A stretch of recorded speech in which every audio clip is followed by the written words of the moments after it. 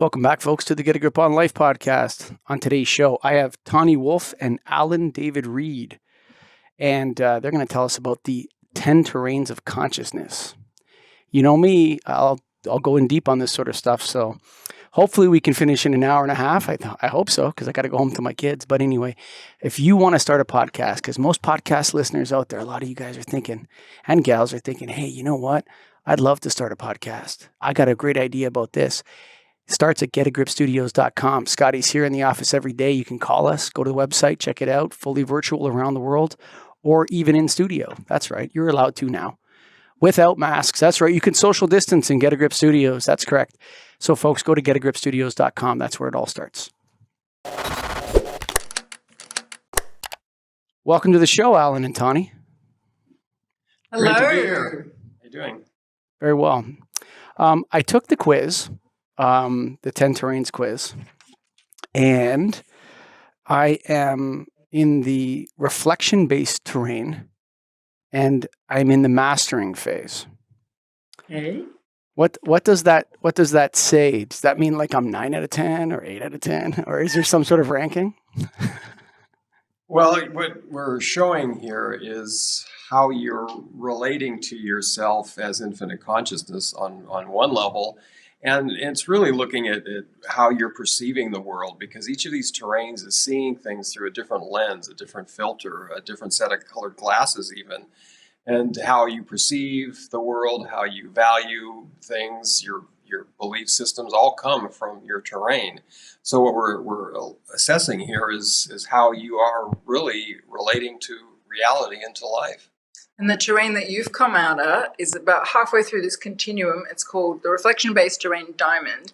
And the best way to explain it, I guess, is relative to the previous terrain, which is the terrain that most mainstream people are at. It's called the order-based terrain, and we've given it the symbol of the square.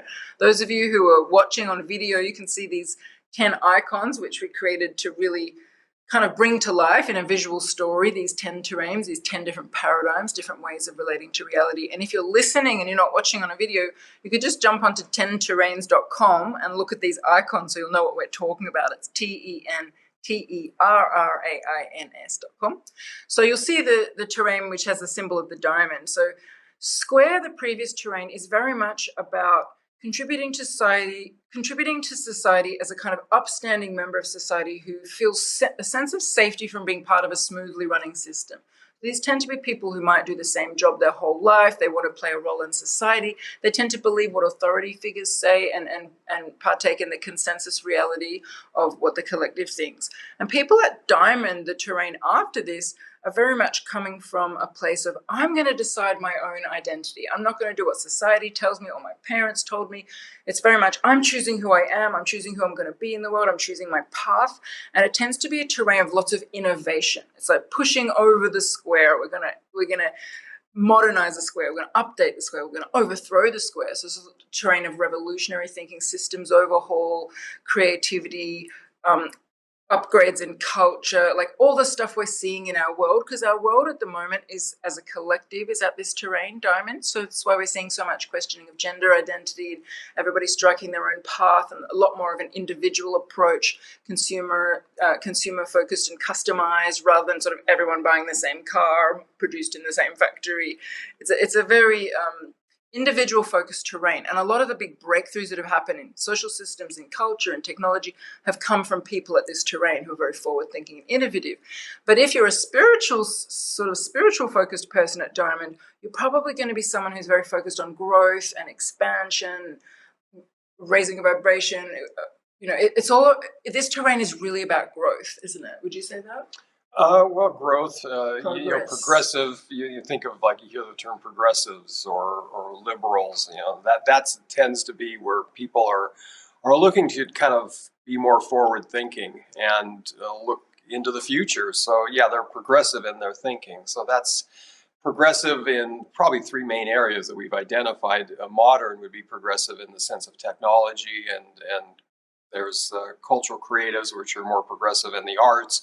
And then there's the spiritual group, which are progressive in personal growth and in the spiritual evolution that they're embarking on.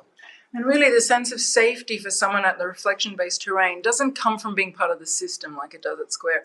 The sense of safety at Diamond comes from human ingenuity. Like, I'm going to meditate on this and I'm going to decide who I am, like consciously choose the path I'm forging, choose my beliefs, choose my identity, rewire my thinking. It's a very mental-focused terrain in the positive sense of that word.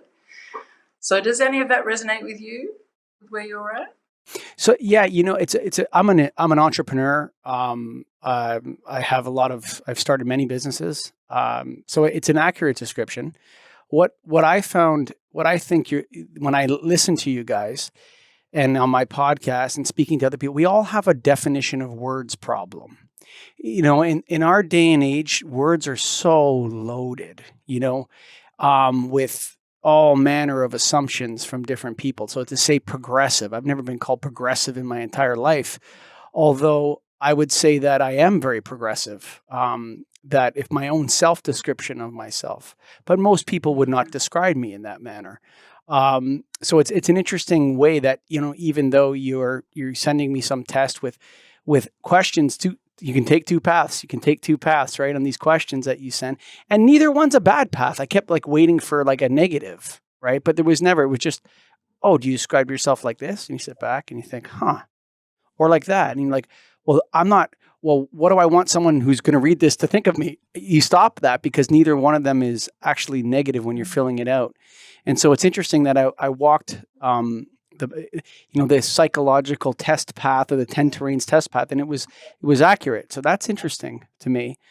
Yeah, go ahead. Well, you're really tapping into something that's key here, and then language and words are at the core of this entire model. Really, we understand the loadedness of various words, and we've cultured this model with certain words very specifically picked because they reflect the terrain being an example of that. Exactly what's going on here. And in describing consciousness as infinite consciousness, we're not using the word God because people might get loaded with that, but that could be included in infinite consciousness, as could many other words, because it's a sea that we're all swimming in. So everything that we conceive of is in that. And so every word we've given that is in that as well. And each of these terrains has its own language, its own set of words. And so we're really identifying what I would call keywords or vibrational aspects for each of these terrains. So when I use that word, it's more the idea, the quality of what these words are describing that helps to define the vibration of that terrain. Yeah, and one of the things that's been interesting for us in developing this quiz, because those of you who haven't done it yet, it's just a 10-minute quiz, just a self-analysis quiz to find out your terrain. But actually, it's quite a profound process, even though it's only 10 minutes. Mm-hmm. Because really what we're trying to assess is someone's core relationship with reality, like their relationship to their own infinite self, relative to where everyone else is at, and without being influenced by the books they've read or the meditation retreats they've been on or the ayahuasca ceremonies they've done, to really see where someone's at in an embodied place, not just in their understanding. And it's taken us years to develop this, because originally we had a very long questionnaire where people wrote essays and we would really, really get to know them and really assess their terrain in great detail. And then over time we realized, as we started to see certain words, certain ideas, certain thought forms, certain memes that would resonate with people at each terrain, we started to see that we could come up with quite a quick quiz based on everything we'd learned in that much longer process. And so even though you're going, is it A, is it B, really on some level, one will always feel stronger for each person. And there is no good or bad, because each terrain is equally important in the collective unfolding of humanity. So it's not like this terrain's terrible and this one's good.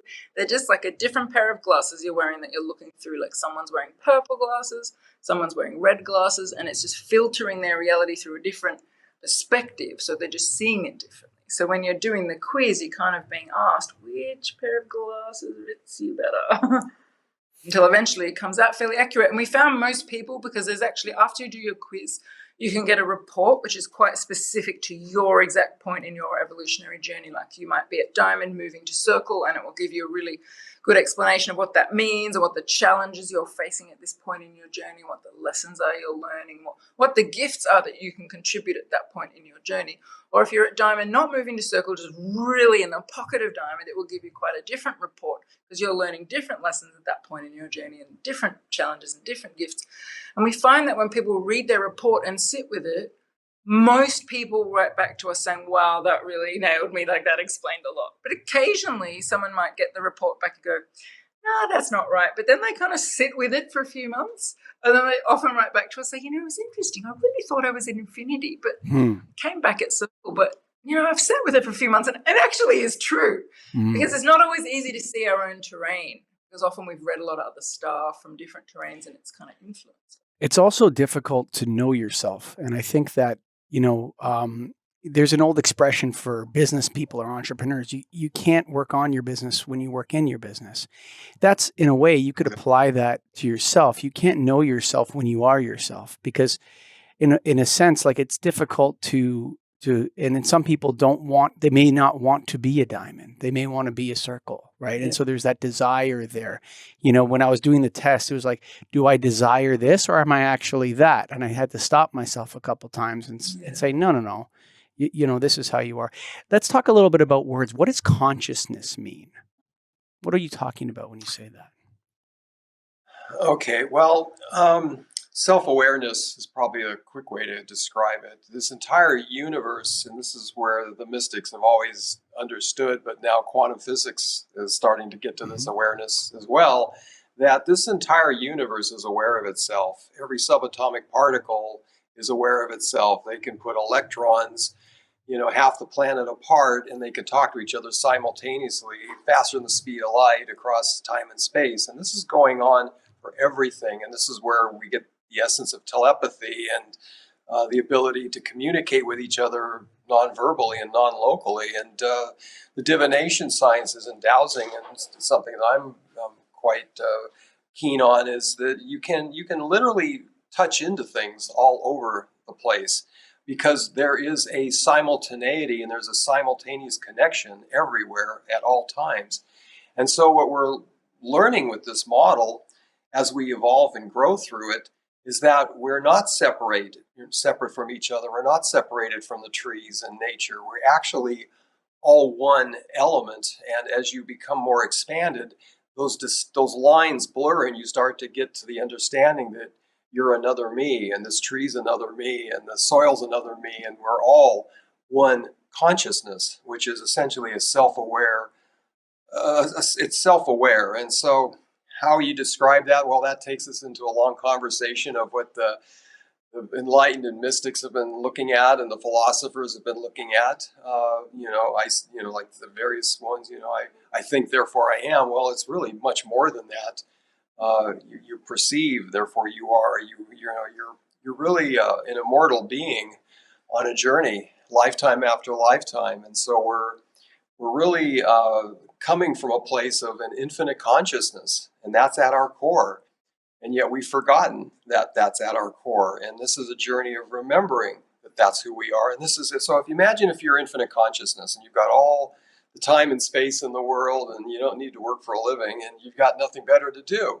You create all the universes you want. You create all the possibilities you want. You can conceive of any combination of things. You just explore yourself. And so that's what's happening. Consciousness, whatever it is creating all of these universes and all these galaxies and all of us, because we're all it, and we're all just experiencing. We're all it, experiencing ourselves. We're all kind of the eyes and ears of consciousness, kind of looking at itself, just kind of trying to play with what it can. And one way of explaining this, I'm going to do something Alan often does in our interviews, because he came up with this little metaphor, but I'm going to do it this time. So if you think of this point here as being our infinite consciousness, that we all really are at heart, we've forgotten that we are that. We think we're separate individuals and our egos are running the show, but in actual fact, we are all this one infinite consciousness. Think of that as the point of infinite consciousness. And the degree to which someone has forgotten that, or is separated from that, or is not embodying that, is really where they're at in their terrain. So if we go all the way back here to the most contracted terrain of particle, the matter-based terrain, where someone's living in fear-based reaction moment to moment in survival, kind of like a caveman, he's all the way over here when his infinite self, which he already really is the whole time, but he's forgotten. And that's how far he's disconnected from his true self. And so as someone starts to shift through the terrains over lifetimes, or sometimes within the same lifetime, they might shift to the next terrain. It's really that they're coming back to the wholeness of their infinite self. And so that's really what this model is mapping. It's mapping the degree to which someone is having conditioning and beliefs and, lifetime after lifetime of trauma or whatever it is that's keeping them in that place of enough charge in their energy field, that's keeping them away from really the true nature that we all are. And all it is a remembering. And as we clear stuff, we let go of stuff, we work through stuff, we have major experiences in our lifetime that crack us open and bring us into our heart and cause us to have massive awakenings in our awareness, we can sometimes shift to the next terrain. And once we're there, we're like, holy moly, I'm not in Kansas anymore. Like, everything's different. I don't want to do the same job. I'm not resonating with the same people. My ideas and beliefs are completely different than they were 10 years ago. What has happened to me? And it's often at that point that someone will do our quiz, because they'll be guided to do it. And they'll be like, oh, that's what's happened. I've moved from diamond to circle, or I've moved from circle to spiral, or from square to diamond. Like, oh, and actually this is other people in the world have had this shift too. It's not just me. And then they start to feel a bit calmer, that it's a normal experience and that it's actually just part of human evolution. And they start to relax around it and then really understand what's happening to them. And then they can embrace it and find teachers from this new terrain who can help them and model and mentor them there. So it's really just the normal human journey. We've just mapped it for people. And I think to pick up on the point you made about we can't see ourselves, I oftentimes use this example. Imagine you're naked and you've got pasted on your body all these balloons, all different shapes and size and colored balloons. And these are bundles of charge and dimensions. And so you walk into a party, you walk into the room, and all people see, they see you. You don't see you because you don't see all these balloons that are taped to you. You just think you're walking in the room naked, which is this infinite self underneath it all. But what's keeping you from that is this bunch of balloons that are taped to you. Each of them, one of them could be some trauma from a past life or this lifetime, or some story you made up as a child and made a decision around it, and that's creating a timeline. This kind of gets into some of the physics of it all. But the point is that you are this bundle of balloons, this bundle of dimensions that's this essentially holding you in the terrain you're in. And everybody is seeing that, but you're not seeing that. And so it's a fascinating journey to be able to really start to pick yourself apart and start to see these individual dimensions that you're made up of, and essentially to pop these balloons, if you will, and to let the charge of them go. And as you lessen that load of what you're carrying, the burden of all these balloons, then you will naturally come back into your naked self of your infinite self. And that's really the innocence of a child. They say you can't get to heaven through the innocence of a child, and that's really kind of the essence of it here, is that when you come back to the simplicity of who you are at heart, and all these stories and all these dimensions and all these things are dropped away, that's your pure self at the core of it all. And you're there, you've been there the whole time. It's like we're all a bunch of barnacled, kind of crusty old barnacles that are going through lifetime after lifetime. It's really about just kind of letting these barnacles and stuff kind of fall away so that we can get back to that pure essence underneath it. But I just want to say, before, I know you're probably itching to ask a question, but I'm just going to say one quick thing. There's actually no goal here. There's no prize if you get to the unity-based terrain infinity and suddenly you're enlightened, someone hands you a trophy. It's actually okay to be where you're at right now. It's okay to have those bundles of charge. It's okay to be at square or at pyramid or at radial. It's okay to be at circle or at diamond. It's okay to be at spiral. Every terrain has an actually really important role to play in the collective of humanity. They're all really necessary. So everybody's playing the part they need to play for the good of everybody. And it's really important that as someone understands which terrain they're at, or the bad, but somebody's got to play those roles sometimes so that everybody else can react to it, respond to it, make choices and step into their power. So there's always a collective view when you really look back far enough, and it's people can play roles of massive evil in our world. In some ways, when you look back at a bigger picture, they're terrible at the time, but there's a bigger, higher perspective, higher purpose behind them. And so it's really it's not that there's any goal to shift or grow or expand, although when someone is at diamond, the reflection-based terrain, the urge to grow is so strong that it can feel like I really want to get to circle, I really want to get to spiral, and that's completely normal at that terrain. But From the bigger picture of the spirit has put you at the exact spot you're meant to be right now for what you need to contribute to the planet and your learning at this time. And you'll shift to the next terrain if you're meant to at the time that you're ready for it. So there's really nothing we can do to accelerate it. It's much more about embracing where we're at and really fully learning those lessons and fully stepping into that school so that we're really getting the richness of where we're at and having compassion for ourselves where we're at and where other people are at so we can get along better. And when your infinite self is ready for you to shift, you will. A couple things. The first one is that I think, and I'm just going to make a comment, then I'm going to ask a question. I think desire is the enemy of consciousness expansion. Like if you are desiring, like, what I really want to be is a spiral, or I want to be a diamond or something like that, and I'm gonna desire that. I think there's more like when the student is ready, the teacher will appear kind of feeling to life that I think people should accept when they're on these paths of growth. The other thing that I think with consciousness that's most interesting, I think consciousness is most obvious with pain. I think if somebody's in pain, like whenever you hear someone say, I know it's going to sound a little crude, but if somebody says, you know what, everything's a simulation. Yeah, cut your finger off. Cut the guy's finger off. It ain't going to feel like a simulation anymore, right? So I think pain is a very interesting way to understand consciousness. Why do we feel pain, either emotional pain? The second thing you were talking, this is my question here.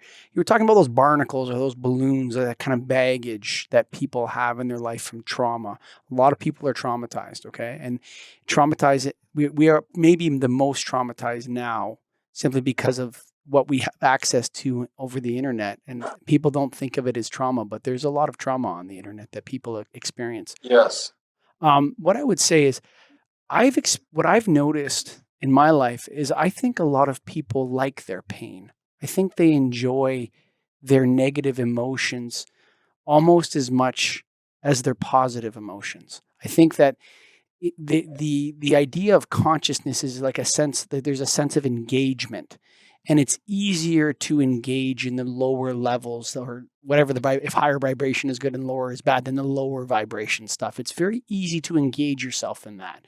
And when people are engaging in those negative spaces or those negative emotions or feelings, even if it's like, some people love their back pain.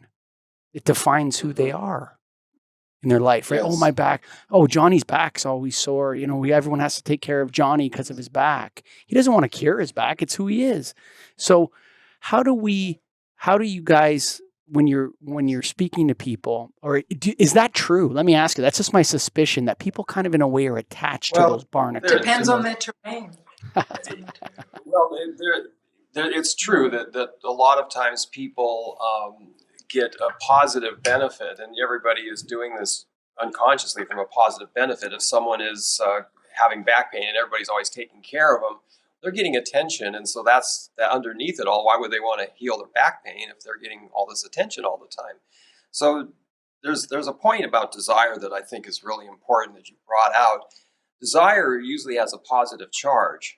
And when you desire something, you're actually putting charge to it. It's kind of like being at a smorgasbord. It's like, well, you want to pick this particular plate of food up. Well, that's a charge. It takes a charge, an electrical charge, to actually do that action. So what this model is really looking at in the physics perspective is the amount of electrical charge that you're carrying. And if you've got a lot of desire for things, you are actually doing the opposite. You're like creating a high pressure front where the healing is actually about letting go of all that charge and desire so that you naturally come back into a neutral, surrendered place. Although I could say, too, that if you have the desire to discharge, that's a desire is just sort of points you in a direction. But most people, I think it's because people have an idea of material gain is better than material loss. And because that's what the ego is looking at. The ego is what we're really dealing with here, the ego versus the infinite self. The ego thinks the more I accumulate, the more material I have, the better off I am. But actually, oftentimes you find that as you let go and shed things, you lighten your load and you have a lot less stress. So these are the kind of conundrums that we face in life. And this is the setup that we've given ourselves. And this is what the setup consciousness has given itself because of it. If it made it really obvious, then there would be no game to play here. So, you set these things up, you put ego in place, you put desire in place, you put all these things, and so it makes for a rich game. Diamond to circle over a number of years. I suddenly found myself, I had been this brilliant person doing this amazing screenwriting and studied at Oxford and doing all these impressive things, and suddenly I couldn't walk for a couple of years, and I had to let go of my whole identity of who I was, what I was doing in the world and what I was here for, and come to a point where I suddenly realized I'm just a human being. It doesn't matter if I never do anything again. I'm still just a being. I don't need to be a doing. And it was such a massive letting go of having any identity. Like I let go of my identity over it, but it was hard. It was painful. It took me being crippled to let go of my identity because I was really attached to my identity. For sure. And so at those first 6 terrains, you're going to need big, painful experiences. But in some of the shamanic traditions, they talk about the shift from karma to dharma. And karma is really where you're learning through pain, the school of pain, and dharma is where you're learning through the school of joy and just the joy of growth. And so as someone starts to shift, say, to the coherence-based terrain spiral, this starts to change. Like the lessons are not needing to come from such a big whacks. You don't need to be whacked as hard by life to grow. It's like the changes are getting faster. It's because this whole thing is a bell curve, so it starts really slow to shift. As someone hits diamond, they start to really go into self-awareness and looking at themselves. And then the second half of the thing is faster. So the people who are kind of shifting in that part of the spectrum, they're going faster. They're not needing such big whacks of pain. It can come more from just a momentum of evolutionary momentum in their life and a joy and a oneness with everything that's kind of pulling them into alignment with their infinite self rather than kicking them there. It's kind of like they're being pulled there rather than being kicked there. And some of these things take on a life of their own. Some of, the dimensions I'm referring to, they actually, just like various, say, a parasite in your body that makes you crave sugar, they're self-fulfilling. They actually, because if you look at the energy, the physics of it, these dimensions, they are self-aware, self-living, just they're subsets of consciousness. And so they're going to make you redo the same thing over and over again because it's feeding these dimensions that you've got, these pain dimensions. You could have a dimension of pain that just wants to keep feeling that pain. And so it just keeps feeding itself. So it's interesting. I have a million different, I'm just writing, but I'm going to ask this one first. So one of the things I've noticed on my journey, so I have been very interested in consciousness and that over my life and becoming more of an observer or a witness of what's happening around me rather than being in the storm, kind of being in the eye of the storm and watching it, and saying, asking questions like who actually feels this pain, right? Is it me or, like whatever it is. But one of the things I noticed that changed with me, and I found this to be fascinating, is as I began to work on this type of work, whatever we call it, is 10 terrains or spiritual work, or people have different names for it. I noticed that I stopped reacting to other people's emotional anger, or I started seeing people when they would speak angrily about something, and maybe that was against me or against something I believed in. Instead of reacting, what I would do is become curious. And I would, this is why I had to start a podcast, because I'm actually instead of being my position is this and this, when someone else was angry, I realized it was a real opportunity to understand them better because they're in a place of honesty. They're telling you what they think. So unpack them right now because you might not get back here again, right? And so that was like being able to do that, not 100% of the time. Like there's times when I'm upset too, but being able to just say, let them, say all the stuff they want to say and say, wow, you seem really angry. Tell me more. And it actually blows people away. It disarms them in many instances. Sometimes they get flustered and they just don't even know what to do. I've seen it because I get upset customers on the phone or whatever here at my office, and I'll take it and I'll listen to them. So I thought that very interesting. But I want to ask you about the ego, because that term is thrown around. Okay. It's like consciousness. I hear about the ego all the time from guests that come on the show, my ego, this and that. I actually have a very good relationship with my ego. And my definition of it is this. So if you want to be the heavyweight champion of the world, you have to have a monster ego. You got to have a Conor McGregor size ego to do what Conor McGregor did. You just have to be that in that place. To be Mike Tyson when he was, getting into a cage or getting into a ring and fighting another man. I mean, you guys may not even like this. I love combat sports, but you have to be. But as you see these guys grow older, you watch them move through what you guys are calling terrains. Like you talk to, a George Foreman now, the most peaceful man ever, Muhammad Ali, one of the most peaceful men you can think of, right? George Chuvalo, a Canadian boxer, so peaceful and at peace with themselves. So, but I think there's a relationship with your ego, and I don't know if this is a masculine thing. I don't mean male, but I mean a masculine trait, is that you need that ego when you're young. You need to see how it damages you, and then you need to keep it, but you need to keep it at a distance. And so you listen to its call. It'll call to you. It'll say, you can be amazing if you do this. But if you think you're amazing, that's the problem. And I have this relationship with my ego where I love him. When he comes in, he comes to me and I feel so good. But I want to get out of that space though. But I like it, right? And I have friends that are like, yeah, you're in your ego. It's time to party. Let's do it, right? But I think people have negatized it. And I think it would be more healthy to understand that your ego is the thing that's calling you to do things sometimes, or it's pushing you out of your comfort zone. It's telling you to start a podcast or whatever it is. But you don't want to live in that space, because when it's like getting a tattoo on your chest that says something that you always have to believe now or something. You know what I mean? And how do you feel about that?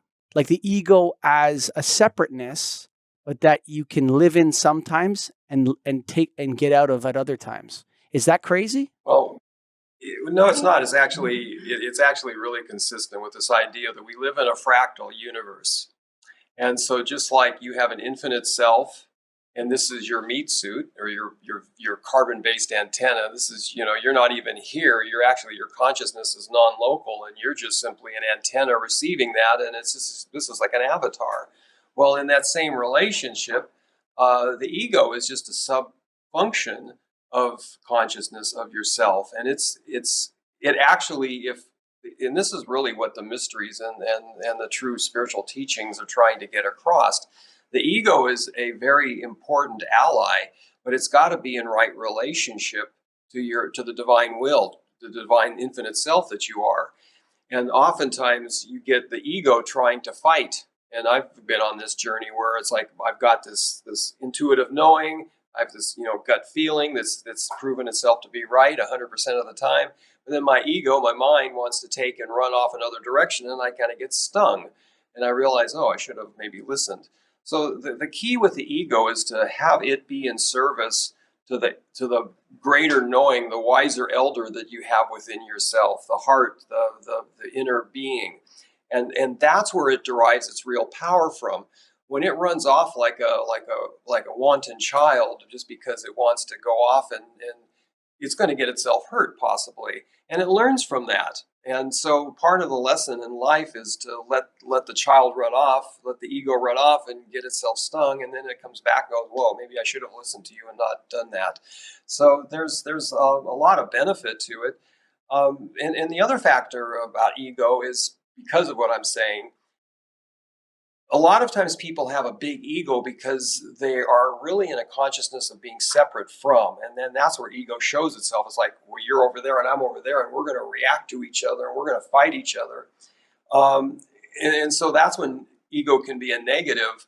You could be a prize fighter and still have this very deep, infinite connection and go in and just express that desire within yourself, but you don't have to necessarily have this big ego about it in the sense that I'm great or whatever. You're actually quite humble. So, I mean, the difference is someone that could actually the greatest martial artists in Asia, for example, they're the most humble because they understand that they have to source this power from a much deeper, infinite place if they're going to have the capacity that they do. And really what Alan's talking about, if we listen to underneath that, is he's explaining how people deal with their ego at different terrains. So because we are discussing the terrains, I'll just relate it back to that. So every terrain is going to relate to this differently. So if you look at pyramid, those of you who are watching, that's that one there, the rule-based terrain, it's a third terrain. That's a terrain where you probably see the greatest acts of quote-unquote evil on the world, because at that terrain, the ego is driving the bus. If you think of yourself as a bus, so who's driving the bus? Is it your infinite self, your greater wisdom? Is it your heart running the bus? Is it your ego? Is it your mind? At pyramid, it's the ego. It's the need to assert your will over the world that is running the bus. And so at that terrain, someone needs a great deal of power and wealth and control over other people in order to feel safe, because at that terrain, you're so separated from this divine intelligence, from your infinite self. So you're out there alone, you're driving the bus by yourself. So you need to have control over that bus. You need to have control over other people's buses so that you can have the biggest bus and you can drive the fastest. Sure. Whereas as someone starts to shift through the terrains, if you look at someone at square, they've sort of handed over a little bit of that ego to the greater functioning of society and to the rule of law. And then you get to diamond, and people have handed that over to their questing and their thinking, and they're starting to work in a deep personal way with their own personal growth. And the mind starts to, like the choice, like the creative thinking mind starts to take over a little bit from that really crushing need to control from the ego. And then as someone shifts into circle, it's much more the heart that is starting to drive the bus. And so they're a lot closer to being guided by their infinite self, but they're still not quite there yet. But they're no longer driving the bus from the ego and from the need to assert themselves in the world and control, the rest of the world. And as someone expands and expands further and further, they're coming much more into the point where by the time they're at infinity, at the unity-based terrain, it is purely their divine infinite self running the bus, and their ego has stepped aside completely. They're in 100% in service. They're in surrender in every moment. If a bullet was fired, they would just trust that at the last minute they would dodge if they're meant to, or they would die if they're meant to. Like, there's just no more attachment to anything and no ego involved. So ego is not a bad word. It's just a different driver of the bus. And depending on where you're at in your journey is how much of a control and influence it will have over your life. And, there's this kind of point in the middle, which is where you're at, where you're starting to question, like, the role of that. And is that serving me? And maybe there's times in my life where I can come from a different place. And how does things show up when that happens? And it's like this changing over of the vanguard from the ego to the spirit is starting to happen. Well, my journey, I've definitely been in the pyramid. I know the feeling. I remember when I went into the pyramid, like, I feel like I had a traumatic event happen to me 20 years ago. And that's when I gripped that steering wheel real tight and said, I'm in charge of this bus now, and I'm going to drive, and we're going to go where I want to go. And that's it. And there was something to that. I mean, it wasn't all negative. I mean, it definitely, it got me to where I am now. There was a drive there. But a lot of it was based on a fear, like fear of fear of failure, fear of what had happened to me, and the shame associated with that. And I remember the points where I don't think I went through square. I think I went from the pyramid to the diamond.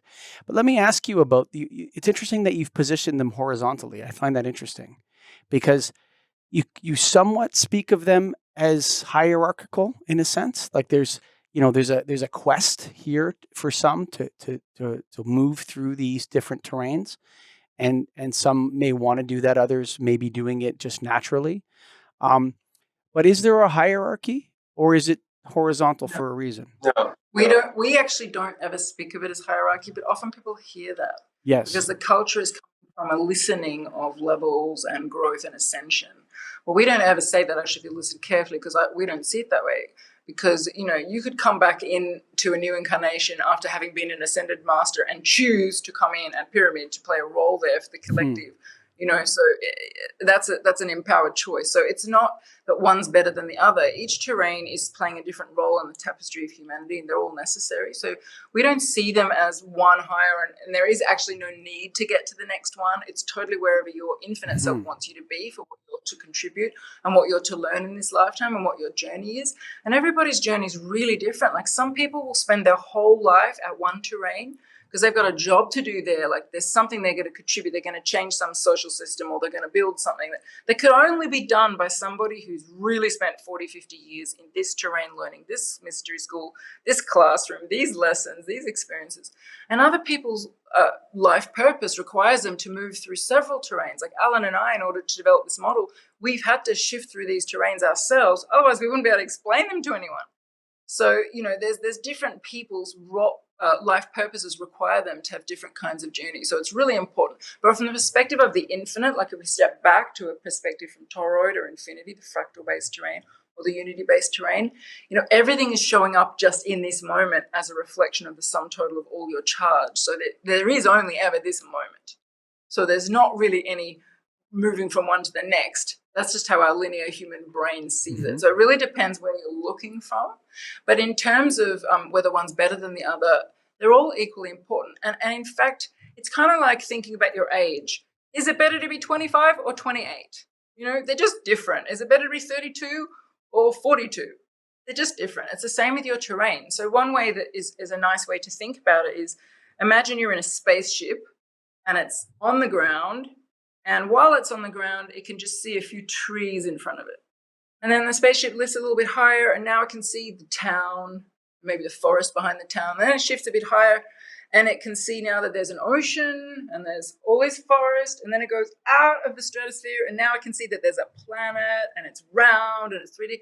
So it's not like the spaceship's any better when it's at 3,000 feet or when it's 300,000 feet. It's not better. It's just got a different perspective. So we just have to keep reminding ourselves, because the culture at the moment, because it's at the reflection-based terrain, is very much about relativity, who's there relative to everyone else and who's better and who's higher. But that's actually not where this is coming from. And the continuum is really looking at degrees of expansion of awareness, and that awareness is to the infinite self that you are. So as you become more expanded, the perception of separation diminishes, to the point where you realize that you are the trees and the wind and the soil and everything. You actually viscerally have a connection to it, intuitively, in a knowing sense.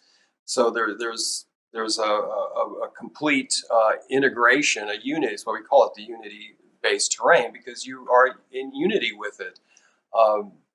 You relate to it as you.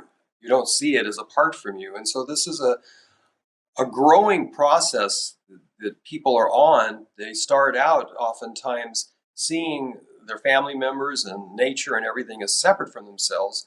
And if it's your journey to go on this journey of growth and expansion, it's to come to the connection. And some of the greatest teachings is just to go sit in nature and just then to start to feel you and the tree as one being, and you and the creek as one being. And that's part of what happens as you go through this process. And actually, one quick thing I'll just say just before the next question is, when people do our quiz and then they get their report, their 40-page report, we also give them a free gift, which is a booklet about the terrains of famous people throughout history.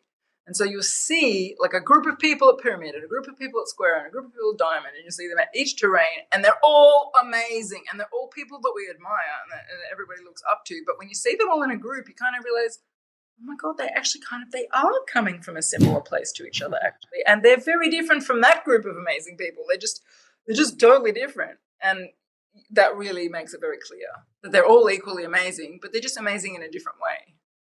Trees are super humbling. When you learn about trees, like they're so mind-blowing, the way that they feed each other and they're interconnected. Like there's whole forests that are literally one tree and stuff like that. It's pretty wild stuff, actually. And the fact that they communicate with each other, like we're starting to figure out that these trees are speaking in quotations for those listening. I put up quotation marks. But I want to ask you something. You talk about the infinite consciousness, the infinite self. You guys have said that a couple times. Why, and this is going to sound, maybe it's not going to come off the way I want it to come off, but it's with pure curiosity. I ask, why do you believe in multiple lives? Like not do you believe? Why? Like what is the reason why you think that? Or you know that? Maybe know is the better word. I'm curious, like why do you think that there's another embodiment of this self after I die? Well, through experience of having done various processes, I personally have experienced many other times and literally seen other times of myself. Of course, I wasn't who I am now, but my energy signature was there. Because again, we're in this one indivisible, infinite soup of consciousness that's timeless and spaceless. So I guess the key to get here is that when you're in the egoic perspective, you're in a temporal relationship. You've got time and space. Things look like there's time and space. That looks real. As you become more to the infinite awareness, time and space drop away, and you realize they are just an illusion. There is no time or space. And you are able to, in that place, heal yourself spontaneously. You're able to, if you're wanting to create something, use your imaginal capacity to manifest it very quickly, because you can actually see it and energize it, because you understand these principles. And so you're not trying to fight things and make things happen from a mental or an egoic perspective. You're actually surrendered into a much more powerful place within yourself. And so you're able to access an infinite place that's timeless and spaceless, and it can create infinitely, and it has many experiences. And there's some discussion as to, well, do all these past lives happen? They are really all happening now, because the past, present, and future is all simultaneously happening in this moment. These are things that the mental mind can't grasp. It takes a bit to just sort of step outside of that and really meditate on these things. And this is just a mystery school that you're just stepping into, and to start to really get into those deeper aspects of being able to feel this timeless, spaceless place and the implications of all of that. That's the journey that you go on. That's the learning. And again, everybody sees this question from their own terrain. So Alan's speaking from the unity-based terrain infinity, because that's where he's at. I'm at the previous terrain toroid, so I see it differently to him. And when I was at the previous terrain spiral, I took past lives very literally when I was at the coherence-based terrain, because I was experiencing all this like multi-dimensional sense of self, because that's what happens when someone's at spiral. And I was experiencing past lives and memories and working through past lives. And at that point in my journey, I really believed that they were actual real lifetimes that my consciousness or my spirit had been on. When I shifted into toroid, that suddenly doesn't seem true to me anymore. And I really felt that we're all one morphogenic field, and at any moment I'm tapping into that field to access those frequencies, but it's not literally a past life I had. So, and Alan's at the point where he's seeing it all as the oneness of space and time completely collapsed. So it really just depends where you're at in your terrain, how you're going to answer this question. So we throw around the word past lives just as a shorthand to help people get that feeling of timelessness that comes when you're thinking in a non-linear way, because our infinite self is non-linear. It's everything simultaneously, but our human mind and brain and ego is very much in a linear sense, and we're very attached to the reality of what's happening in this moment. We think it's real. We don't realize that in some senses, if you step back to toroid, the fractal-based terrain, everything happening in any moment is really a hologram that's popping into existence in that moment based on everything we're thinking, feeling, and every trauma we've ever had. And it's like a moment-to-moment hologram, screen refreshing. But if you actually think it's real, which people do at many of the terrains, you're going to see it so differently. So when we throw around words like past life, it's just to kind of pepper in that, but we're really not talking about the linear single human existence. But it's a fantastic question, because we rarely explain that in any depth, because it's just too esoteric. So it's a really great question for you to ask. It's one of those things that, quantum physics talks about this. Not that I know anything about quantum physics. I only know what, I listen to on and read, but this idea that, every option is going on somewhere. That idea that, that the multiverse idea, infinite universes and all this kind of thing. So it's not like in 1850, I was a Civil War soldier in the U.S. war, or, in the U.S. Civil War, and people remember that. And now, and then after that, I was, a politician or whatever. And, or maybe I was a wolf. Is it anything like that? Is that what depends on your terrain? If someone's at spiral, they're probably going to feel that's true, because that's going to be their experience and how it lands for them and how it feels in their body, and that's going to be their experience. And they will tell you they were a Civil War soldier, and that's a literal truth for them. So it really depends on your terrain. And There is no one answer. That's Yeah, it's a interesting. fascinating discussion. Just a little aside, but it's related to the 10 terrains. It's a book I read called Children's Past Lives, written by a mother who had her sons come to her and ask them about their past lives. And so she went into all of this research and study, and a lot of the documentation comes out of India, where they actually do in their cosmology and their religious beliefs entertain this idea of reincarnation, where they don't so much in the West. And there's a lot of examples of people that had come in with birthmarks that were actually wounds from the time in the previous life, and they came in with experiences and memories of things that they then took the new parents, to the old house and knew everybody in the house and all of that. So it's a fascinating discussion, Yep. and it's semantics, like we said in the beginning. It's words. It's a conversation that needs to sort of have a context developed around it, just like developing the context of the 10 terrains. You really have to read the book to get the sense of the context of this model, so that we can go into these deeper conversations and have a framework in language and in phrasing and in setup, essentially, so that it starts to make sense when we talk about all these different things, past lives or love or God or anything.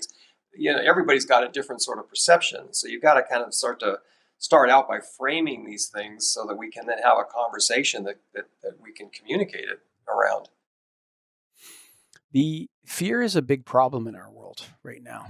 There's Yes. a lot of people are literally living in fear constantly every day.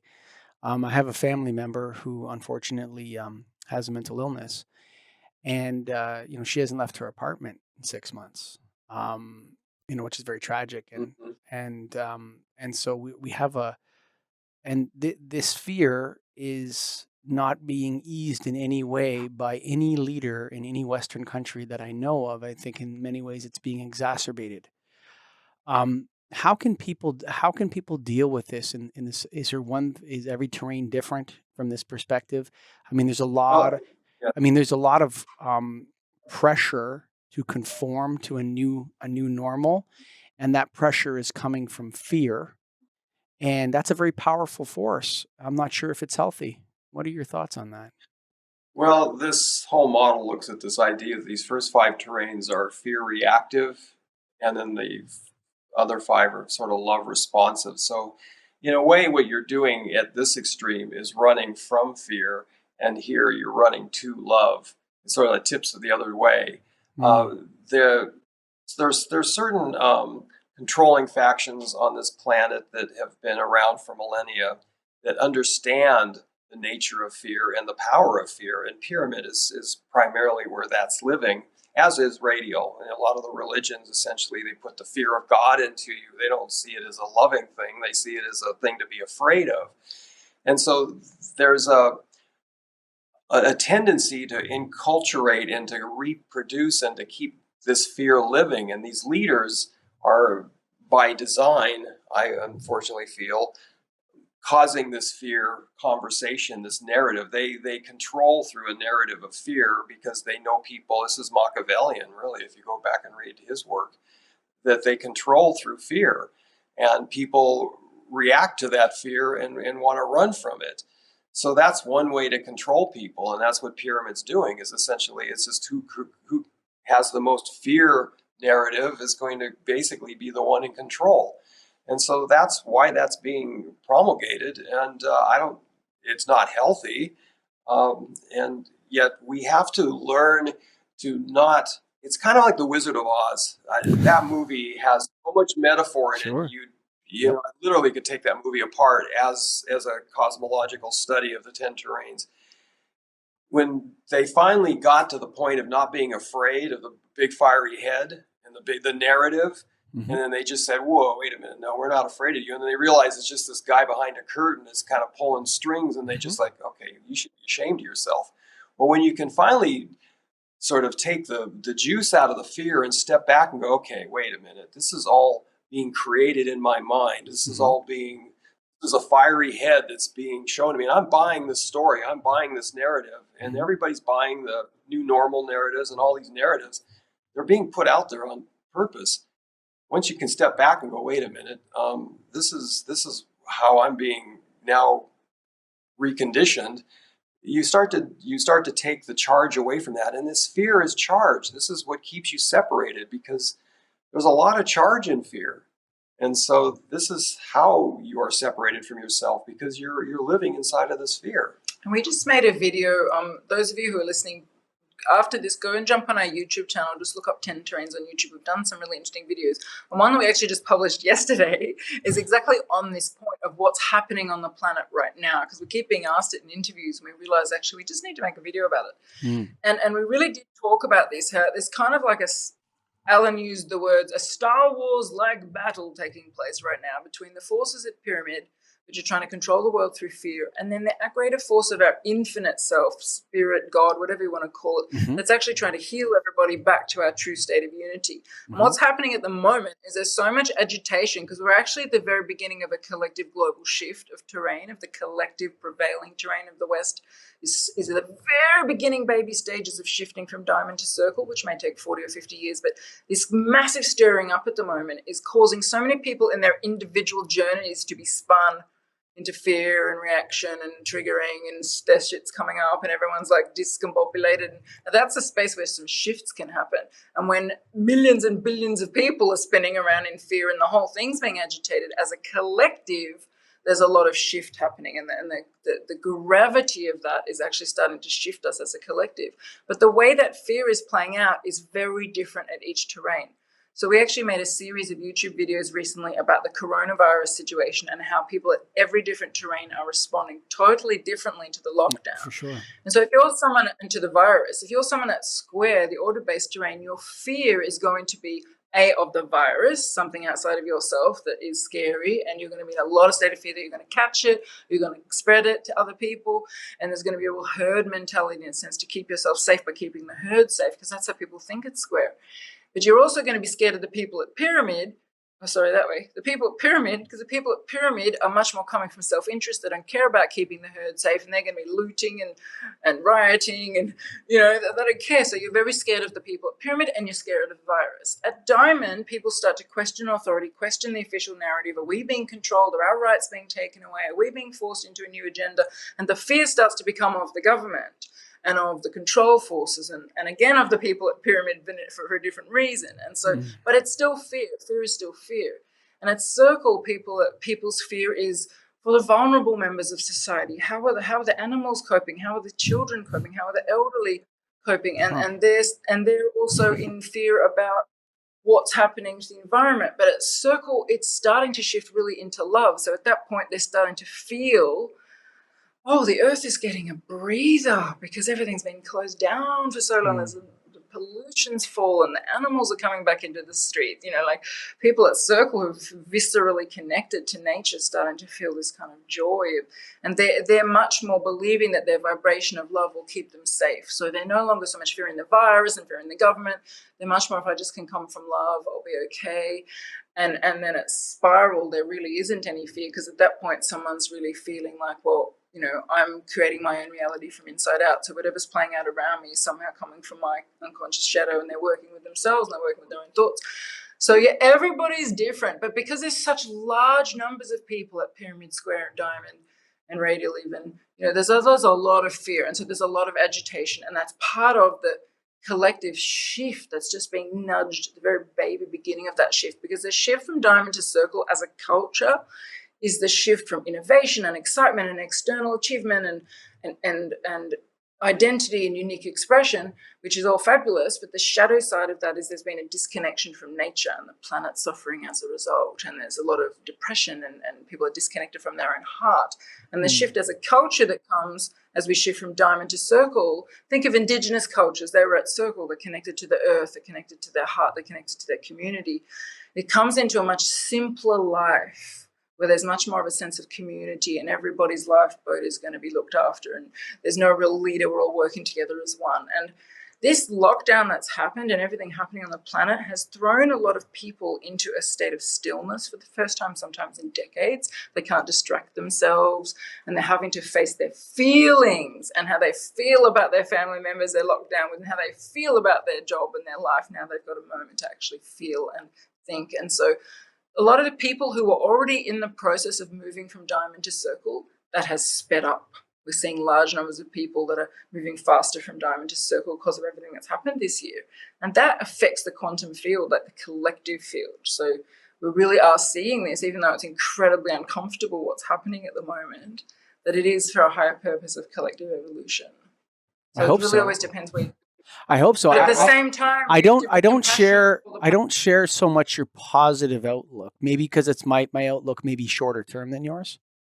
But I want to ask you another question. Can you? So I have an instinct that, and I think you hit on it there for a little bit. I have an instinct that a lot of people like this. Like, I'm not talking about are compliant, because there's a difference between compliance and actually like this. And so if someone were to come to me and say, what are the positives of COVID-19? Well, I could actually list a few. Like, one of them is the orderliness. Okay, so you go into a store, right? And you have to now wait in line respectfully.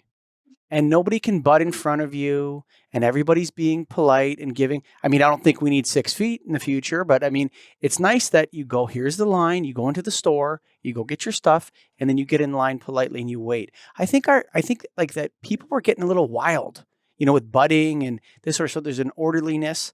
I think that, a lot of people, but there's an element to this that a lot of people never knew what it was they were supposed to do to fit in.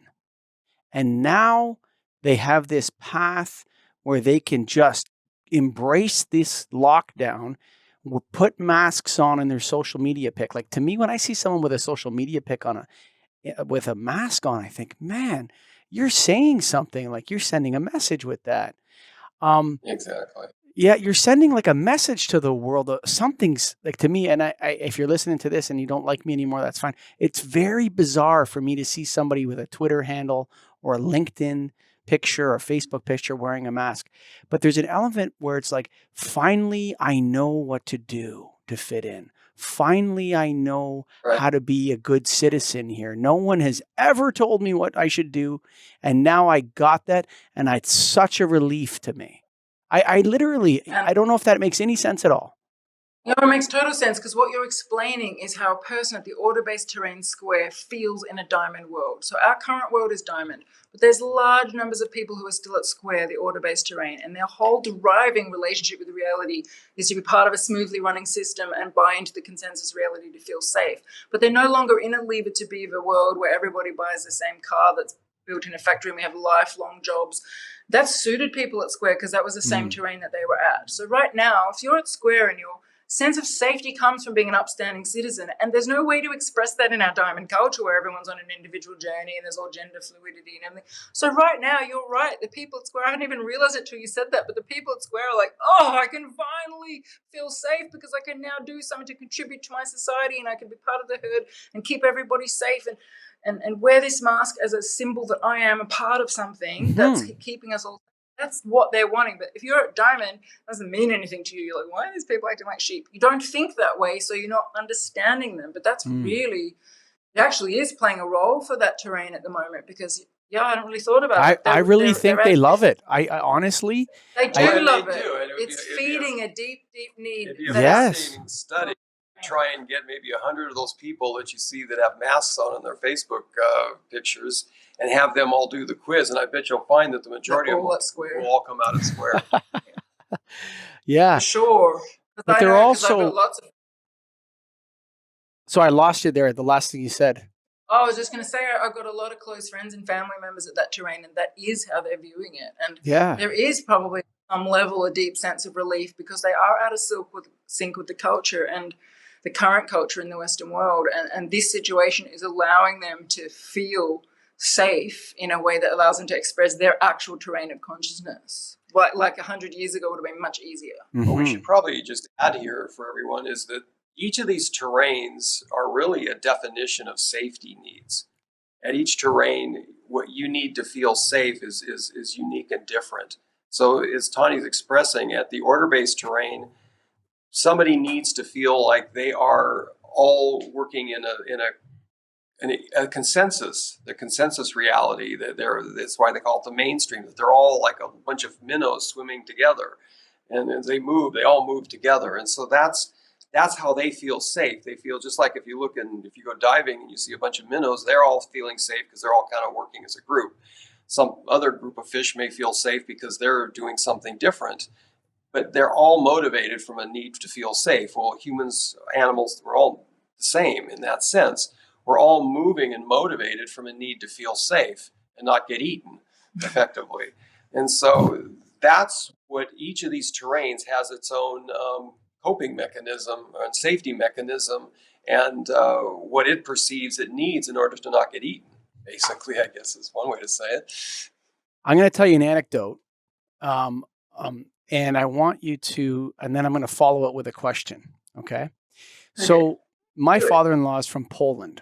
Okay. So he grew up in Poland when it was a communist country. So he was born during the Second World War. Great privation in his childhood, like potatoes only to eat, stuff like that. He had rickets, so his growth was stunted.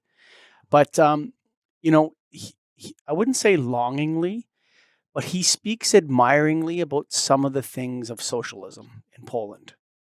And he's a great user of public spaces. So he goes to the library he used to go to the library and take out books and return the books. And there's something about his personality that is very suited for like a communal life. You can see it.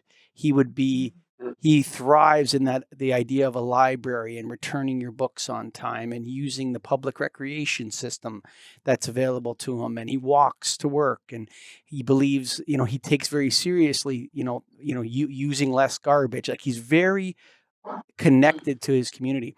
Are some of these systems of government, socialism, Maoism, capitalism, free market system, social democracy, are these expressions from one particular terrain that's become dominant? Yes, they are. And in fact, in our book, we do have a table at one of the plates at the end of the book. You'll actually see the different governance styles at each terrain. And it's a quite fascinating reflection of just exactly what you're saying, that some terrains do tend to be more fascist and dictatorial and tyrannical, and they do have heavy-handed dictators. Others tend to be more law and order, tend to be more egalitarian.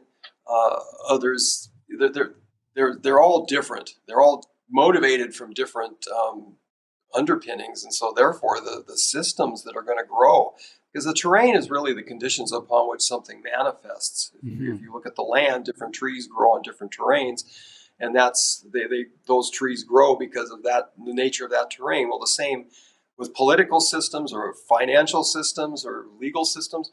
All of those are an expression of the terrain underneath them.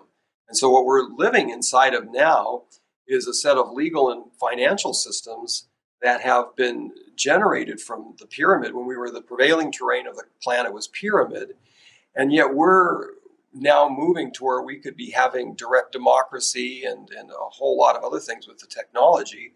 We can't get there because of the legacy of these money systems and these other systems that are kind of holding us back and keeping us constrained. It's kind of like a plant that's gotten too big for its pot. So in some ways, there's going to be some growing pains in order to decouple from these past systems that were based on a Game of Thrones mentality and allow us to come into more of an egalitarian relationship with each other, because we really do want to help and support each other now more so because our consciousness has evolved to where collectively we're really getting more that we're each other's brothers and sisters and not just each other's enemies. Most people... I just want to say something about the political systems and really answer your question about that, because everything is an expression of terrain, but it can be a healthy expression or an unhealthy expression. All terrains have shadow sides. So you could see a two-party democracy, if it was functioning fairly with no pressure groups and lobbyists and people pulling the strings, and it was genuinely as envisaged by the founding fathers kind of thing, that's a very beautiful, healthy expression of square. And actually, communism in its purest form, if it was done beautifully and fairly, is a very pure expression of square. It's ironic that they're actually both coming from the same terrain, but it's just that because they're both about being part of a system where you hand over a degree of your power to the smooth running of the system. But in most cases, these things have not played out in a healthy way because the shadow side has come out, and the shadow side of square is totalitarianism. You see in a lot of the movies, the diamond movies that are coming out at the moment, that are showing the shadow side of square, where everybody is like the Hunger Games. Everybody is supposed to be the same, and there's a system that's totally totalitarian. No one's got any say, and then the hero is at diamond, and by the end of the movie, everyone's at diamond, and they're all free, and they're all living their own lives. But the shadow side of square is totalitarianism. So you see that start to happen, and the shadow side of pyramid is tyranny, where you get a brutal dictator or a leader, a megalomaniac leader. And so we see all these things playing out on the planet. I'm not going to name names, but we see all that happening on the planet.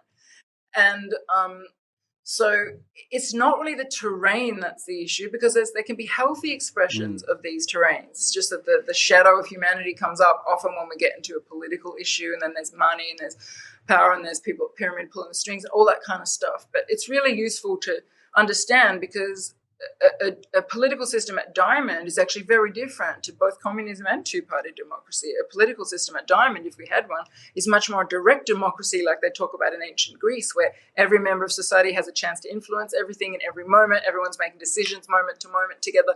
I get a say in every little small thing because I'm directly involved. It's not like I'm handing my power over to the machine. In a circle, we see a more collaborative community kind of system that evolves. Like we see people living in communes, and everybody gets an equal say. And no decision is made until everybody is heard in the circle with the talking stick. That's a system at circle. It's a much slower system, but it's a very different kind of system. So at the moment, we've got a legacy, even though we're as a culture, we're a diamond. We've got a legacy of square political systems and pyramid control, and so that's why this world is a pretty interesting place. You hear a lot of talk about institutions right now, and correct me if I'm wrong, or if you don't know about it, don't say anything. But most people don't seem to understand that institutions are created to not change.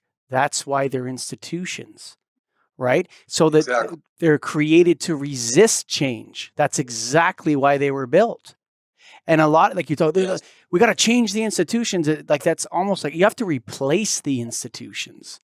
It's not about changing an institution. Like a perfect example, like the institution most resistant to change in the world is the Roman Catholic Church. Like you think about it, that's the one that's the most resistant to change. And, so, that's not necessarily bad. It's benign. Those our ancestors and forefathers, or whatever you want to call them, they built those institutions in order to keep and protect this way of living. And what you're seeing is the destruction of those institutions, which is okay. We're allowed to dismantle things and replace. But I don't see any politician in any Western country, and I read The Economist magazine cover to cover every single week. I'm fascinated by world politics, finance, and economics. And I don't see any, from Boris Johnson to Justin Trudeau, Ardern in New Zealand, Angela Merkel, Emmanuel Macron, none of them are talking about replacing institutions, which is actually... Because they're coming from... Well, it's because they are the faces of these existing institutions.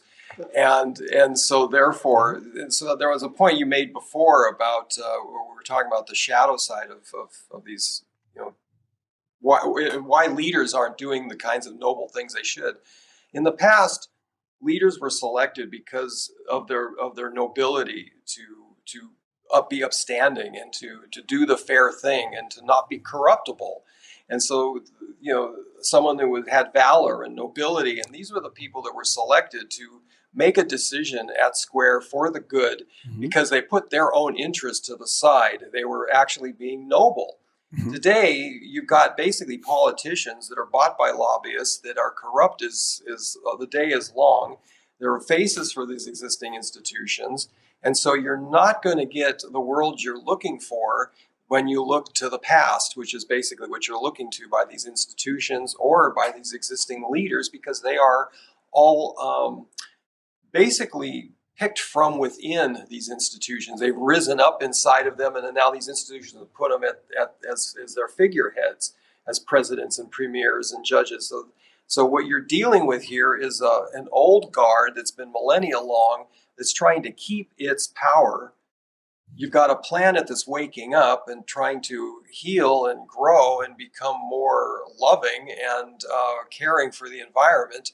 And there is a clash there. There is definitely a clash there. And it's about really now each of us starting to take what we can individually to step up. And it's time, for a new group of institutions to form and leaders within those. And again, it's about those that have done the work to stay in honor, to stay noble, to stay true, and to not put their self-interest ahead, because then it's going to collapse again. So this is the cycle we see over from Atlantis to now. I have a huge question. So let me go ahead, and I'm going to write it down because I have to ask it. Okay, write your question down, because I just want to say something about this before we move on, because Alan and I always have a slightly different perspective, which makes it cool. I'm always bringing it back to the terrain. That's my job. I'm always bringing it back to the terrain. So if you look at this question that we're asking through the perspective of the 10 terrains, because that's what we're talking about, square is everything is an upgrade to the one before it. So it's easy to sit here and criticize institutions for the unnoble, corrupt running of institutions. But if we look at the terrain before square, which is pyramid, the will-based terrain, before there's ever the thought of institutions, this is a Wild West world where the people with the biggest gun run the world, the people with the most money, everybody else gets scraps. So when a society shifts to square, as happened at some point in the start of the Industrial Revolution, and suddenly leaders are coming in, really noble leaders at square, like how can we distribute things so everybody gets it? How can we set up systems so everybody gets education? How can we set up systems so everybody gets transport? How can we set up systems so everybody gets the ability to have money in banks and stuff? So all of this is coming out of a need to create an ordered society that's fair. So the institutions are arising from a noble origin. It's just that, they've outlived their usefulness, because now as a collective we've shifted to diamond, and we're even starting to move towards circle, and there's vast numbers of people who don't think that way anymore.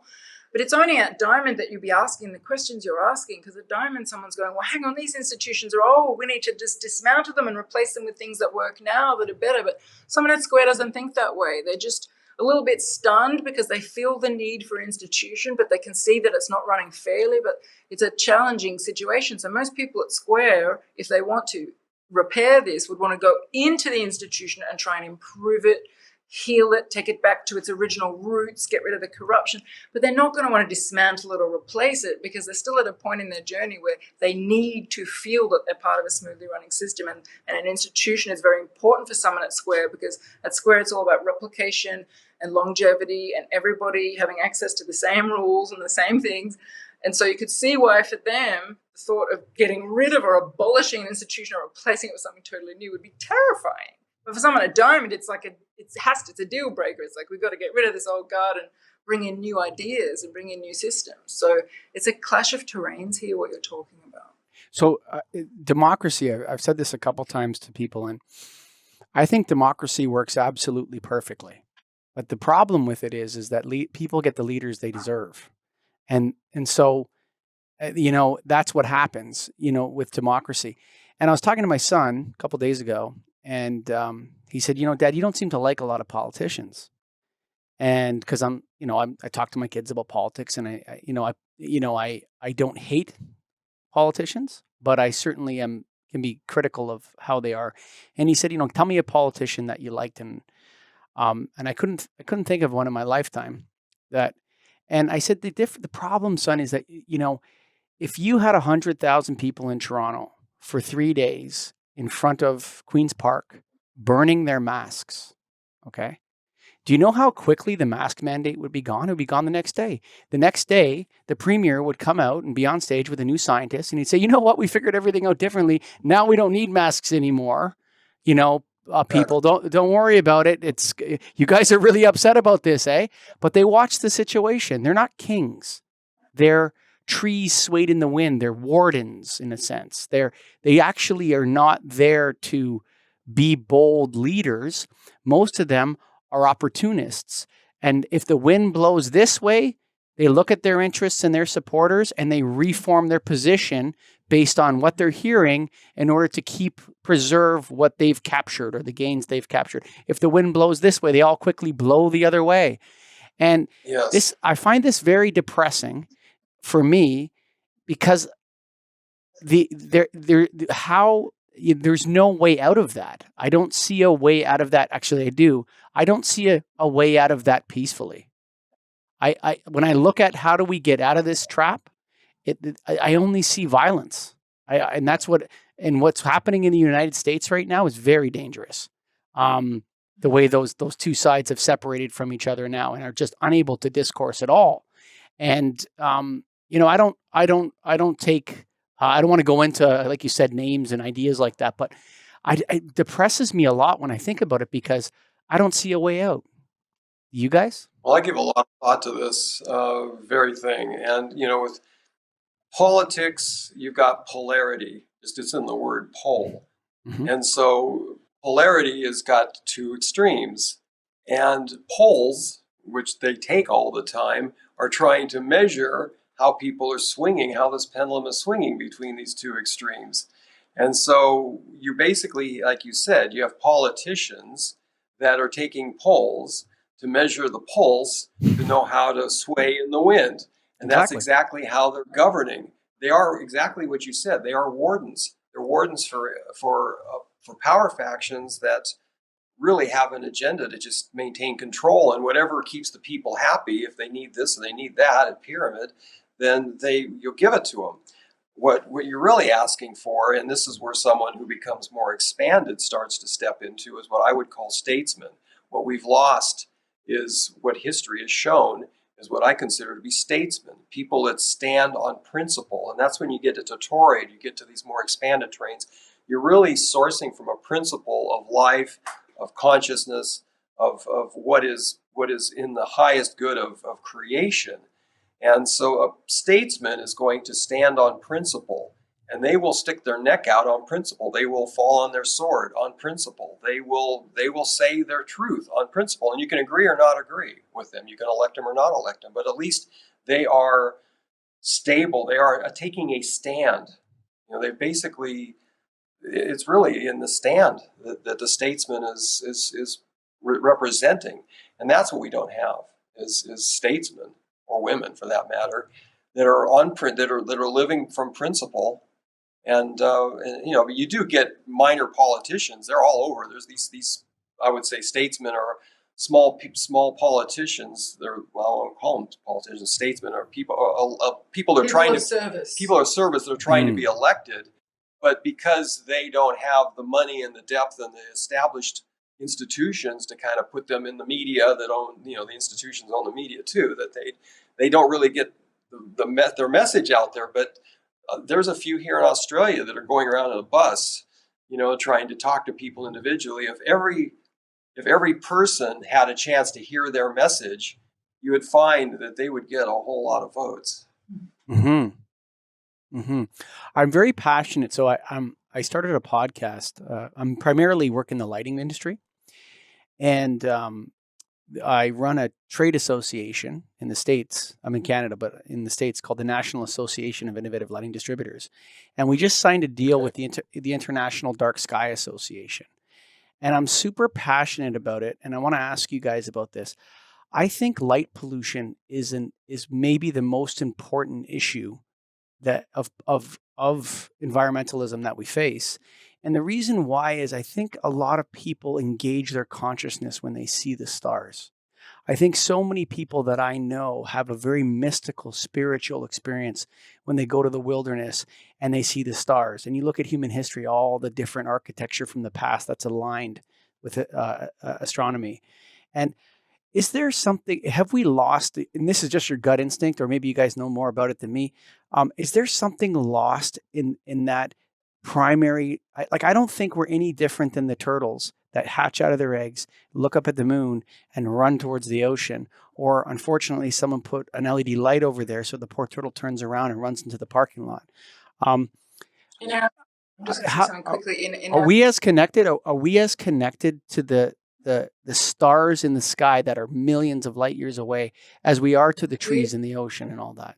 We are connected to everything, and that the problem is in our current culture, being at Diamond, coming out of years of Pyramid and Square, that we've lost the connection to nature. And the connection to nature includes a connection to animals, to stars, to trees, to the cosmos, to our own infinite self, to our own heart, to our own bodies, to other people. Like there's just the plague of this generation is disconnection. And, you can address that on so many fronts. Yes, it's a beautiful work that you're doing to enable the stars to be seen. There's other people who are trying to keep the wildernesses alive so we can be around trees. There's other people trying to keep the soil healthy so we can connect to the nutrients in food.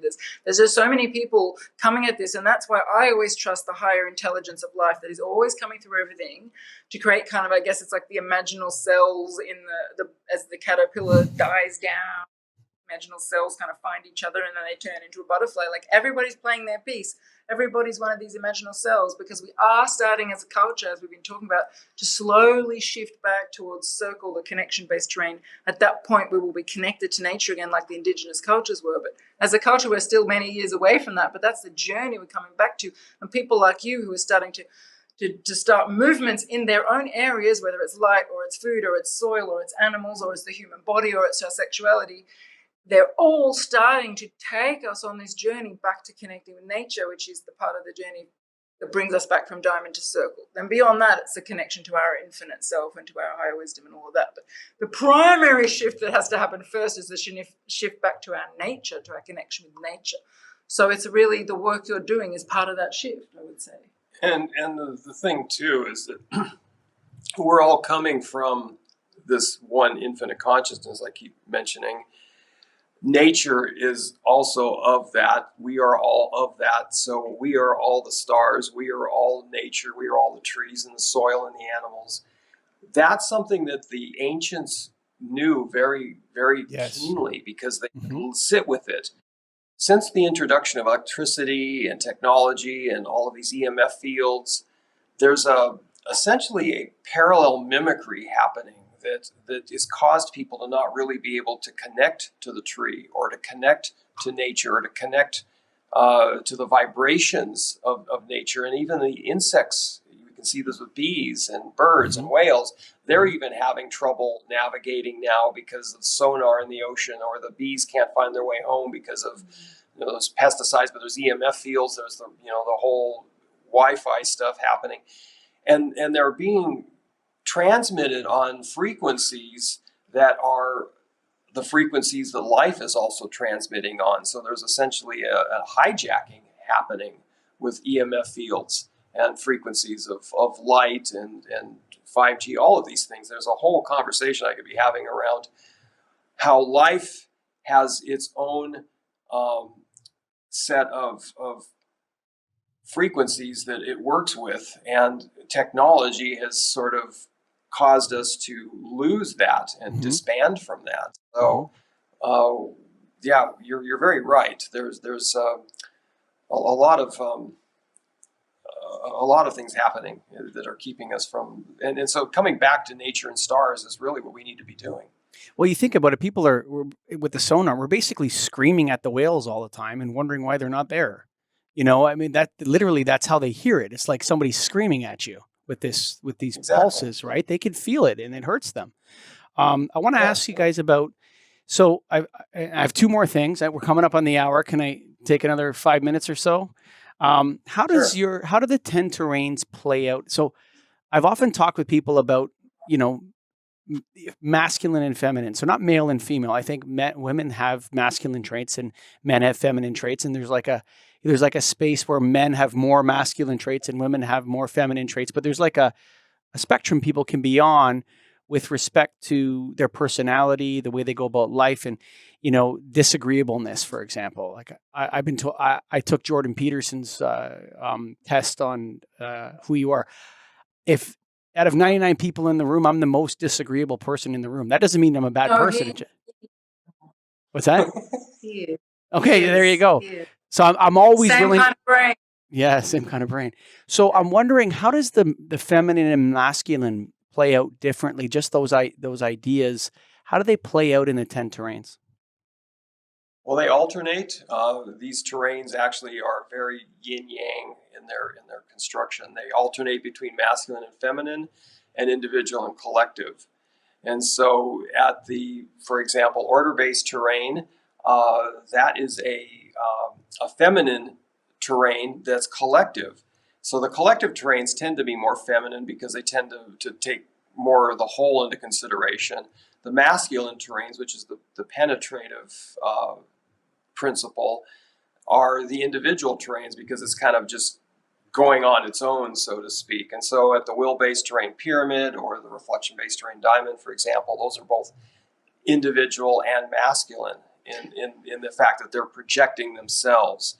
So you at one terrain are more projected out, and then at the other terrain you're sort of receptive, which is the feminine receptive collective principle. But because this is an evolutionary continuum, and you could think of it another way to draw these icons would be to draw them as a spiral, because it's like you're coming back to the same point, but the next iteration of that point. And so if you're looking, say, at the masculine individual terrains, you've got pyramid, you've got diamond, you've got spiral, and you've got infinity.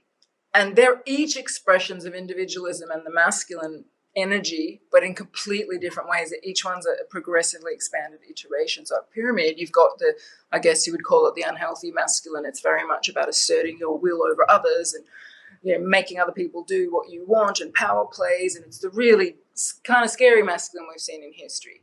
And then at diamond, it's much more about I'm going to choose my own path, I'm going to go my own way, I'm going to be innovative, I'm going to be entrepreneurial, and that's the masculine energy of vision and direction and energy moving forwards. And then at spiral, you've got this individual masculine energy, but now it's being turned inwards into I'm working on myself and my own path, and I'm clearing myself and I'm healing myself and I'm working on my shadow. But again, it's very directional energy, it's very directive energy, but it's just going in a spiral. And at infinity, it's like the oneness that we all are. But again, it's I'm creator, I am, capital A-M, I am creator. So it's coming from that space, and that's the highest expression of the masculine, the most expanded expression. It's the same with the feminine terrains. We've got radial, faith-based terrain, square, circle, and toroid. At radial, it's complete submission to a fundamentalist God. So it's like, if you tell me to go and do a suicide bomb, I'll do it. I'm completely yours. That's like the most unhealthy version of the feminine energy. It's a complete submissive energy. I will be smote down by God if I don't do this. And then at square, you're submitting to the machine of society, to the rule of law and to the codes of society to keep everybody safe. So you're giving up some degree of your power that you had in the Wild West at pyramid to be safe in the system. So that's a different version of the feminine. And then at circle, we are all one part of Mother Earth, and we're all connected to Mother Earth, and it's dropping into the feminine energy and the heart and the body, and more, sexual energy moving from the feminine, and we're all coming together in collaboration. We're all listening to each other. We're all vulnerable. It's a very different version of the collective feminine than we saw at square.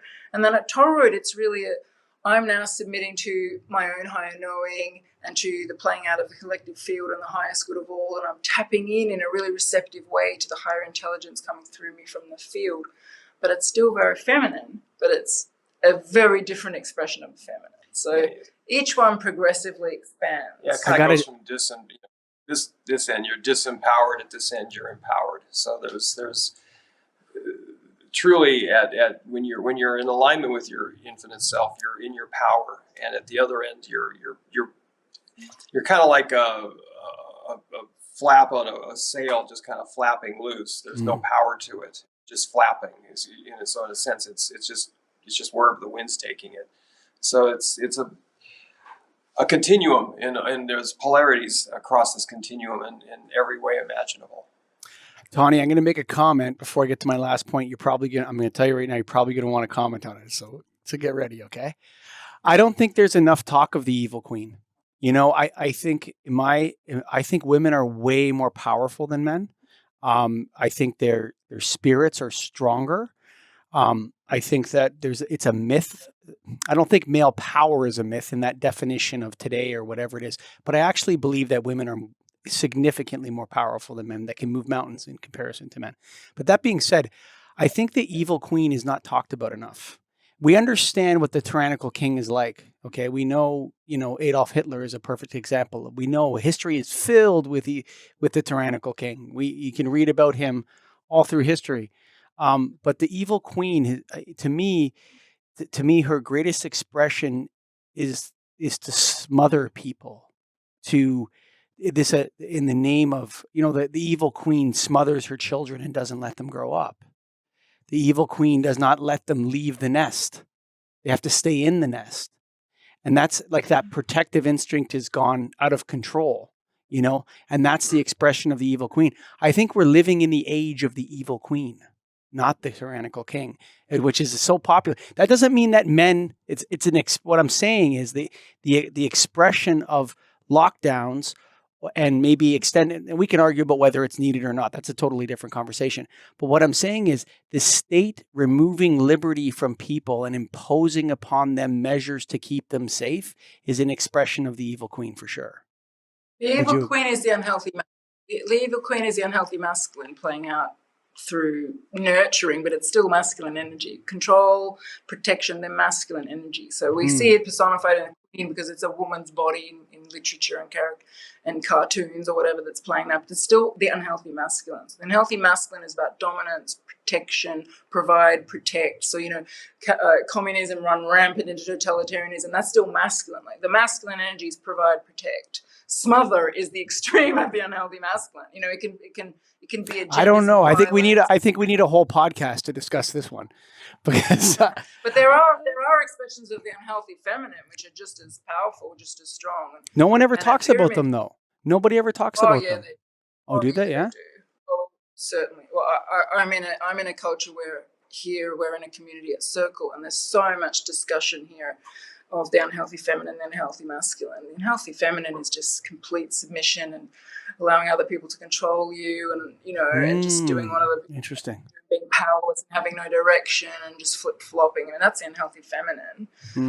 And you see in a pyramid culture, you see unhealthy masculine and unhealthy feminine playing out, because you've got slavery and you've got capitulation to slavery, and you've got power, the war of the sexes, where everybody's using power to control each other and using their sexuality to control each other, and money versus sex. Sure. But it's still the same game being played out just from every angle. And what we see in our culture is like the dysfunctional feminine and the dysfunctional masculine have kind of switched at the moment, because what you've got is, since we came into Diamond as a culture, you've got women coming more and more into the unhealthy masculine and men coming more and more into the unhealthy feminine. So you've got a lot of women who are really exhausted because they're working really hard, trying to control everything and trying to run their lives and be really big in the world and have direction and have careers, and men who have just lost their way.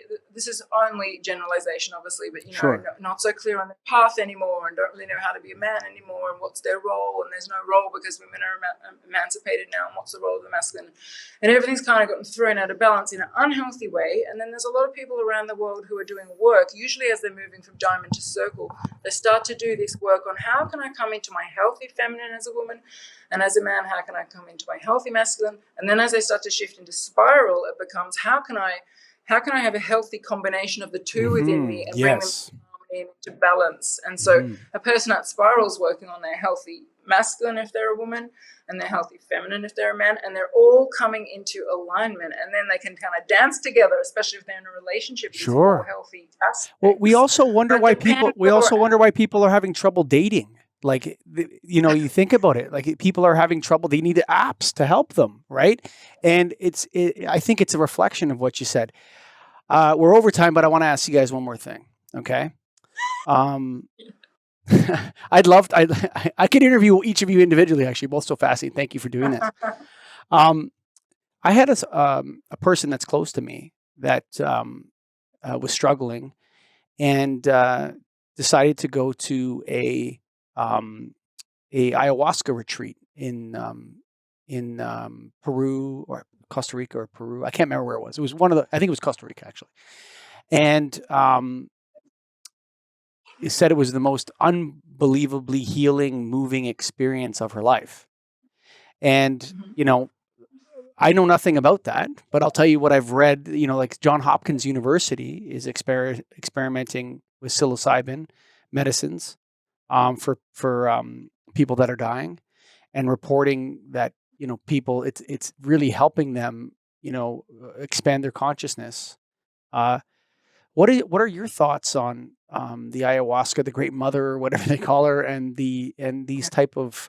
I mean, our history is littered. Actually, if you look at Christian art too, Christian art is suspiciously has a ton of mushrooms in it. Actually, like like if you just Google that Christianity and mushrooms and just click Google Images, it's very weird actually. The mysteries and the ancients have been working with these entheogens forever. The South Americans, I've worked with the shaman down there. This is their lives. They're millennia long, tens of thousands of years long. The Aboriginals here, originals I should call them, in Australia. So this is our legacy. This is our heritage. We've actually lost the connection. These are some of the rites of passage, initiations. The Egyptians, that's the whole thing with the sarcophagus and the pyramids had to do. You would go in a school for 12 years to learn about the mysteries and understand the other worlds. And then they would put you in the sarcophagus, and it was actually a time travel device that worked with geometry. And then they would give you all soup of entheogens and a few guides that knew how to do this journey as well. And you'd all literally travel out of body, and you'd travel through these geometries and travel into other dimensions. So these are tools to get back to knowing who we are, to help to reconnect to who we are. The caveat here is that I could talk a whole. There's a lot of caveats. I could say a whole lot on this conversation I could spend an hour on this one. They do open you up, but you can then lose the grounding that you already had, and you can actually end up being more sort of confused when you come out of it if you're not properly prepared for it. So unless you are working with a school or someone that is really experienced and knows how to prepare you mentally and psychically and physically, and then you experience these things, you can actually do some real harm to yourself. It may not seem like it, but you actually can create more of a state of psychosis. And a lot of people are running to South America to do these journeys. And it's a they're taking it as like a vacation, like a recreational vacation. Yep. These are not recreational in any way. I can tell you that from experience. These are not recreational. So they require a great deal of discipline. And the thing too is that the bundle of charge you are holding you at Diamond, for example, may have a glimpse of infinity or may have a glimpse of these expanded states, but that doesn't mean that you're going to be able to hold that awareness. You will still be where you're at, and you still have the work you do. It's like looking down railroad tracks.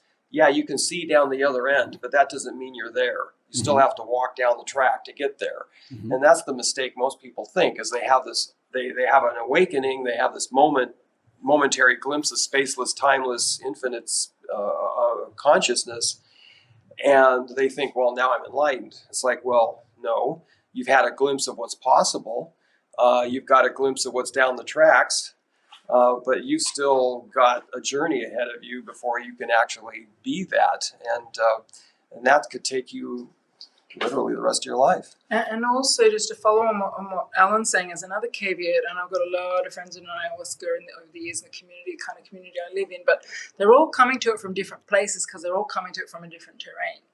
So especially as it's becoming more widespread and more popular in certain cultures and certain areas. So if you're coming to it from a place, let's say you're at Circle, and you're feeling a call, like a deep knowing in your body that there's this plant medicine calling to you because you can feel this energy of this plant and it's your path and you're being called to it, then you're likely to choose a shaman and a process that's going to be very in line with that. You're likely to choose a quiet, humble path and go there and have a beautiful experience. But if you're doing it, let's say you're at Square and everyone in your community is doing it and it's like the latest cool thing and it's become really popular, you don't really know what it is, but you're doing it because everyone's doing it, you ain't going to get a good outcome because you're not really coming from a deep calling. And a lot of people who are at Diamond are coming to this because they've researched it and their mind has decided it's good for them, but they're not necessarily listening into the deep call of their body, and maybe they're actually not ready to do it at that point. And they may be, but they may have a much more challenging experience there because they're going to get whacked around by it. So everybody's coming to it from a different place, and so you just got to be aware of that. But as Alan said, it can be powerful because it can give you a glimpse of your infinite self and of the infinite self that we all are, the infinite God self that we all are, and that can be super expanding. But then you have to make sure you have some structures in place in your community or the shaman or whatever to help you integrate that back into a daily lived experience. And a lot of people don't have that. They just have this expansive experience, and then they're like, what the hell do I do now? So it's not stuff to play with lightly. Yeah, it's funny because I have two quotes for you. One is from Carl Jung. He said, "Be wary of unearned wisdom," when talking about psychedelic drugs. Exactly. And the other one is from a friend of mine who's been on this podcast many times. He says, people come back from those places like Swiss cheese. Yes, they may have emptied out a lot of negativity, but what's going to fill those holes when they come back? Yeah. And so they're ready to absorb. They're ready to absorb more energies or different things around them. But what's actually going to be absorbed is not what they're ready for. It's not going to be what they think. This is another piece to this, is that exactly, you open your field up like that, unless you are really able to hold your own center, you open your field up like that, you're going to just invite all kinds of stuff into your field. That's not going to work well for you. That's interdimensional. That's in some cases you could call it demonic, if you will. Sure. But it's just not going to serve you. So this is the caveat about being prepared: is that you're able to hold you're able to be firm within yourself and hold your stability when you're open. It's a double-edged sword. Yes, you're opening and expanding, but you've got to also be able to equally and oppositely hold yourself very present. And this is the journey of across these terrains, whether you're using entheogens or whether you're just getting there through the means of healing yourself. To be at unity, you've got to be able to be completely open simultaneously, to be completely neutral and centered at the same time and present. You got to do both of those simultaneously. And so this is the learning across the terrains, is the ability to stay here and open. And as you open a little bit, you got to get a little bit better at staying here. Receptive and sovereign. Masculine, feminine, and masculine. Yeah. There's nothing more beautiful than the fusing of the masculine and the feminine in a space with two people like yourselves. I really feel it. David Allen Reed, Tahnee Woolf, it's been a pleasure for me. Thank you for being a guest on the show. You've asked the most awesome questions ever. Thanks so much. Thank you. So we invite all of your listeners to go to our website, 10 Terrains, TENTERRAINS. We've got links to the book, to the quiz, to our YouTube channels and our social media, and really it's a portal into all of this world, and we're adding more all the time, and we're going to be bringing some classes out. So certainly be part of the community, and I think you'll find this going to be a very interesting learning. And folks, if you've made it all the way to here, I know that Alan and Tahnee and myself, we both thank you. We send you our love. And if, while you're getting that love, you think you want to start a podcast, go to getagripstudios.com. Thanks for listening.